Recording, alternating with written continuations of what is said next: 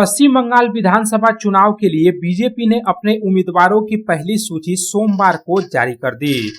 पश्चिम बंगाल की 294 विधानसभा सीटों में से 144 विधानसभा सीटों के लिए बीजेपी ने अपने उम्मीदवारों के नाम घोषित किए हैं। पश्चिम बर्धमान जिले की 9 में से 7 विधानसभा सीटों के लिए बीजेपी ने अपने नामों का ऐलान किया है। इनमें दुर्गापुर पूर्व विधानसभा सीट से चंद्रशेखर बनर्जी, दुर्गापुर पश्चिम विधानसभा सीट से लखन घुड़ोई, पांडेश्वर विधानसभा सीट से जितेंद्र तिवारी, जमुड़िया विधानसभा सीट से डॉक्टर बिजन मुखर्जी, आसनसोल दक्षिण विधानसभा सीट से अग्निमित्रा पाल, आसनसोल उत्तर विधानसभा सीट से कृष्णेंदु मुखर्जी और कुल्टी विधानसभा सीट से डॉक्टर अजय पोद्दार को बीजेपी ने अपना उम्मीदवार घोषित किया है।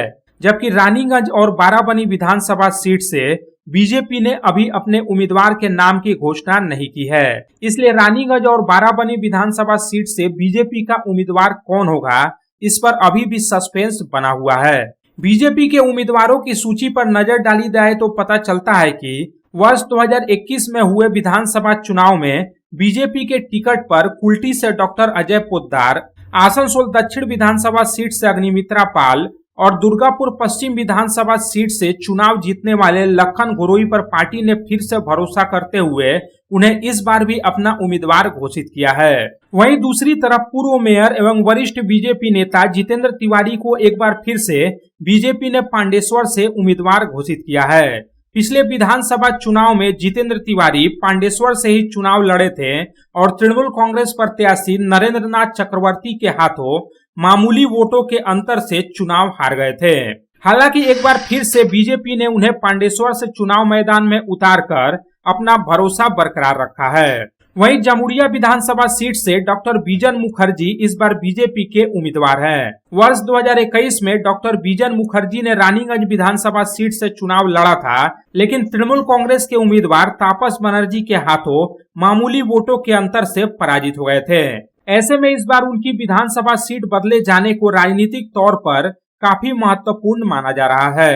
वहीं बीजेपी के जिला उपाध्यक्ष चंद्रशेखर बनर्जी को दुर्गापुर पूर्व विधानसभा सीट से टिकट मिला है। चंद्रशेखर बनर्जी विपक्ष के नेता शुभेंदु अधिकारी के काफी करीबी माने जाते हैं और बीजेपी का युवा चेहरा है। আমার পার্টি ভারতীয় জনতা পার্টি এবং আমার বিচার পরিবারের যারা অভিভাবক তারা আমার উপর গুরু দায়িত্ব দিয়েছেন এবং আস্থা রেখেছেন। পার্টির পতাকা আমার হাতে দিয়েছেন সামনে নিয়ে হাঁটার জন্য। আমার যারা অভিভাবক দুর্গাপুর পূর্ব বিধানসভা তারা কথা দিয়েছেন প্রতিটা স্তরে সাথে থাকবেন। আমার যারা বিধানসভার টিম তারা বলেছেন প্রতিটা স্তরে ইঞ্চিতে ইঞ্চিতে লড়াই করবেন। আমার যারা মন্ডল প্রেসিডেন্ট, বুথ প্রেসিডেন্ট, শক্তিকেন্দ্র প্রমুখ তারা বলেছে গ্রাউন্ড পর্যন্ত লড়াই হবে। আমাদের কাছে মন্ত্রী বিষয় নয়, আমার কাছে বিষয়টা চ্যালেঞ্জ হচ্ছে মানুষ। আমি মানুষের কাছে যদি দুয়ারে পৌঁছাতে পারি, আমার স্থির বিশ্বাস আছে দুর্গাপুরের মানুষ আমাদের নিরাশ করবে না। উনি মন্ত্রী না ডাকাত সেটা মানুষ নির্ধারণ করবেন। আর আমি বাড়ির ছেলে হিসাবে দুর্গাপুরে, আমি নেতা নই, দুর্গাপুরের মানুষের বাড়ির ছেলে।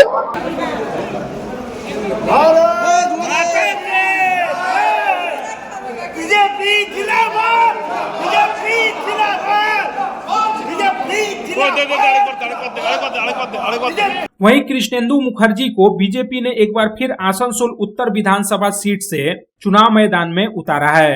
वर्ष 2021 में भी कृष्णेंदु मुखर्जी ने आसनसोल उत्तर विधानसभा सीट से चुनाव लड़ा था, लेकिन तृणमूल कांग्रेस प्रत्याशी मलय घटक के हाथों वे पराजित हुए थे। लेकिन इस बार फिर से बीजेपी ने उन पर अपना भरोसा कायम रखते हुए दोबारा चुनाव मैदान में उतारा है। धन्यवाद জানাই পার্টি নেতৃত্বকে, আমাকে আবার লড়বার সুযোগ করে দিয়েছে আসানসোল উত্তর থেকে। বলবার ভাষা নেই যে এই আস্থা পার্টি আমার উপর রেখেছে। এই পার্টির এই আস্থা বিশ্বাসকে ধরে রাখাটা আমার নৈতিক কর্তব্য এবং আমি পার্টি যে বিশ্বাস রেখেছে বিশ্বাস রাখার জন্য আমি আসানসোলের মানুষের সাথে এই অগণতান্ত্রিক সরকার, স্বৈরাচারী সরকার, এদের বিরুদ্ধে যে লড়াই, এই লড়াই সর্বতোভাবে লড়ব এবং এই সিট পার্টিকে আমি তুলে দেব। ভারতীয় জনতা পার্টির প্রথম লিস্ট বেরিয়েছে। 2026-এর আমাদের অস্তিত্বের লড়াইয়ের যে বিধানসভার ভোট, বিজেপির তরফ থেকে যে যে প্রার্থীর নাম বেরিয়েছে তাদের সবাইকে আমি গৈরিক অভিনন্দন জানাই, শুভেচ্ছা জানাই এবং আমার শীর্ষ নেতৃত্বকে আমি ধন্যবাদ জানাই যে আমার নামটাও তারা এই প্রথম লিস্টে রেখেছে আসানসোল দক্ষিণ থেকে। বাকিদের বলতে চাই যে আমার নামটা বেরোনো মানে আসানসোল দক্ষিণে শুধু যে অগ্নিমিত্রা পাল প্রার্থী এটা কিন্তু নয়, কারণ অগ্নিমিত্রা পালের সেই ক্ষমতাই নেই আমার কার্যকর্তা ভাইরা বোনেরা, আসানসোল দক্ষিণের সাধারণ মানুষ তাদের সমর্থন ছাড়া যেটা। সুতরাং আপনাদের কাছে আমার হাত জোর করে নিবেদন, আগামী 2026-এর ভোট এটা একটা ইলেকশন নয়, এটা জাস্ট একটা বিধানসভার ভোট নয়, এটা কিন্তু বাংলার মানুষের অস্তিত্বের লড়াই। আমি তো গর্বিত যে আমার সেন্ট্রাল নেতৃত্ব মোদীজি, অমিত শাহজি, নীতিন নবীনজি এবং আমাদের পশ্চিমবঙ্গের শ্রমিক দা, শুভেন্দু দা, সুকান্ত দা এবং পুরো রাজ্য এবং কেন্দ্রের টিম আমার প্রতি পুনরায় ভরসা রেখেছেন, তার জন্য আমি ধন্যবাদ জানাবো। এবং সঙ্গে সঙ্গে দুর্গা অবনতি হয়েছে, দুর্গাপুরে উন্নয়ন স্তব্ধ হয়ে গেছে, দুর্গাপুরে 4 বছর ভোট হয়নি, মানুষ পরিষদে বঞ্চিত হয়েছে, মানুষ অনেক আশার স্বপ্ন নিয়ে সরকারকে নিয়ে এসেছিল, সেই সরকার সম্পূর্ণই ব্যর্থ। আমরা ইন্ডাস্ট্রি এলাকা থাকি, দুর্গাপুরে একের পর কারখানা বন্ধ, আজকে ছেলেরা বিটেক এমটেক করার পরে বাইরে কাজ করতে যেতে হচ্ছে। তাই সেখানে দাঁড়িয়ে পরে মোদিজি এবং অর্থমন্ত্রী ঘোষণা করেছে দুর্গাপুরকে আমরা ইন্ডাস্ট্রি হাব বানাবেন। আমি গর্বিত সেখানে দাঁড়িয়ে আমাকে প্রার্থী মনোনীত করেছেন। আর 26-এ সরকার হবে, পরিবর্তন হবে, আর সেই পরিবর্তনের কান্ডার হিসেবে আমি থাকবো এবং দুর্গাপুরে মানুষের সমস্যা তুলে ধরে পশ্চিমবঙ্গে যে আমাদের বিধানসভাতে সেটা সোচ্চার হবো এবং দুর্গাপুরের সার্বিক উন্নয়নের জন্য আমি কাজ করব, আগে করেছি, আজও করবো। আরেকবার পুনরায় রাজ্য কেন্দ্র আমাকে ভরসা রেখেছেন, তার প্রতি আমার কৃতজ্ঞতা এবং ধন্যবাদ জানাই। रामबाबू यादव की रिपोर्ट, पब्लिक टाइम्स।